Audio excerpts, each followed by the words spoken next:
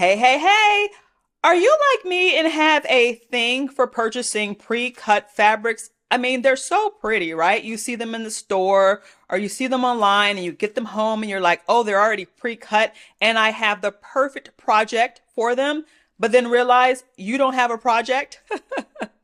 Well, my quilting buddy, I am Tammy. I am a human being. And if you're interested in seeing what project I create using one of these charm packs, stay tuned. I absolutely love the finished hand that comes along with starching my quilting fabric. I starch all of my fabric prior to cutting it with my AccuQuilt cutters. So I've purchased this charm pack and it's called Zinnia and it's by the artist April Rosenthal. And let me just kind of show you a quick little preview. Look how yummy that is. Mmm.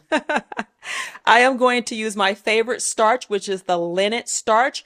I'm just starching this one charm pack. I am going to use 1 cup of the linnet starch. I'm going to mix a half a cup of water with that 1 cup of linnet starch. I'm going to mix it together in a bowl. I'm going to immerse the fabric in that solution, let it soak, hang it out to dry, and then it'll be ready for the cutting process. Stay tuned. I've mixed the linnet starch with the water in this bowl. And the next step I do in my starching process, I just literally do this. I just soaked the whole thing in there. I just dumped it in. I didn't really pull anything apart. However, right now I will. And what I do is just make sure that all of the fabric is completely saturated with the starch water mix. And so that's just a combination of moving my hand around like this and then, separating some of the larger areas where the fabric is together, and then I let it soak for, I don't know, 5 minutes or so, just so I can make sure that it's completely saturated. And then from there, I will hang it out to dry. Stay tuned and I'll show you what that process looks like. So this is what the charm pack looks like once it has been starched, and I have laid each individual square here on my drying rack. The next step is to allow these to dry completely, and then I will select the colors that I'm going to use in this project. Stay tuned. The charm pack has been starched. All the pieces are dry.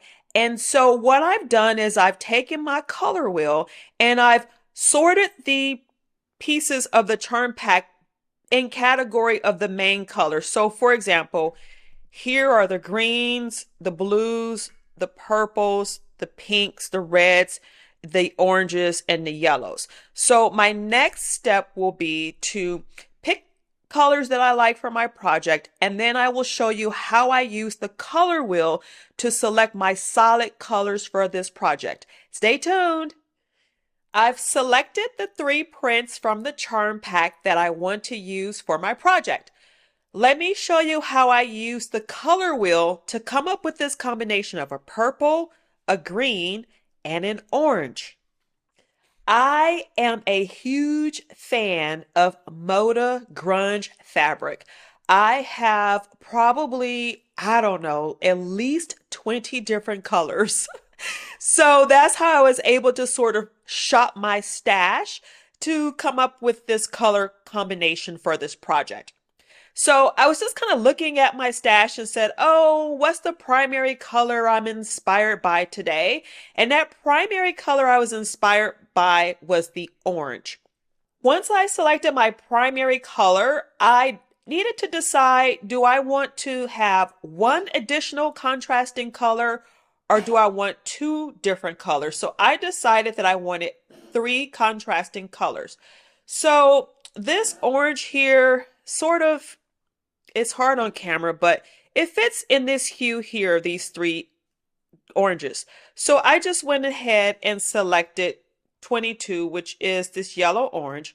And so if you go down and you say, okay, if you want 3 contrasting colors, the first sort of contrasting color needs to be 14, which is a purple color. So that's how I came up with that purple. And then back to the color wheel here. The other contrasting color needs to be a green, which is number 6. And so number 6 on the color wheel is here, and that's how I came up with this green.